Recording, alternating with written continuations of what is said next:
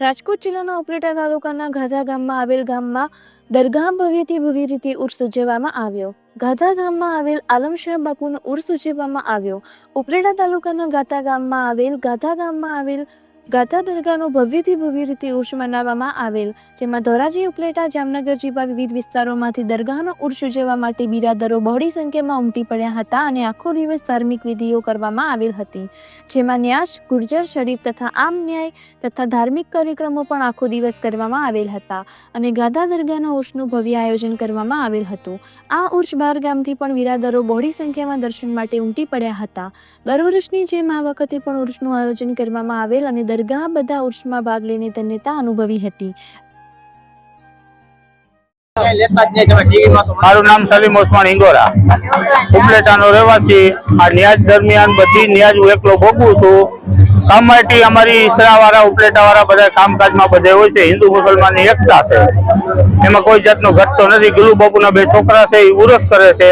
રાત્રે કવાલીનો પ્રોગ્રામ છે, અટાણે ન્યાજ ચાલુ છે। 30 વર્ષથી આયોજન છે અમારું। ગામો ગામથી છે, રાજકોટ, અમદાવાદ થી બધેથી આવે છે। ઈસરા, ઉપલેટા, ઘાટકોડી, સમઢિયાળા બધેથી આવે।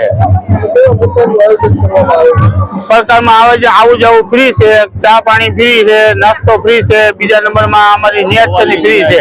એટલો જ હું ન્યાજ કરું છું સર, સલીમભાઈ ઓસમાણ હિંગોરા। રાત્રે કવાલીનો પ્રોગ્રામ। अस्सलाम वालेकुम। मारू नाम सैयद हासिम मियां गुलाम हुसैन पीरजादा, गाम गाधा, हाल जामनगर। आज उरसનું આયોજન કરવામાં આવી ગયું।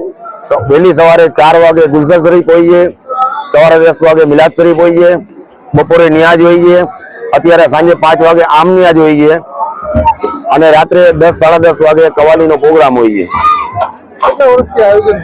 40-45 વર્ષથી આયોજન કરી છીએ અમે। ઉર્સ મુબારક મનાવીએ છીએ। લોકો બહાર ગામથી આવે છે, આજુબાજુના ગામથી આવે છે। જામનગર, રાજકોટ, ધોરાજી બધા આજુબાજુના ગામથી લોકો આવે છે।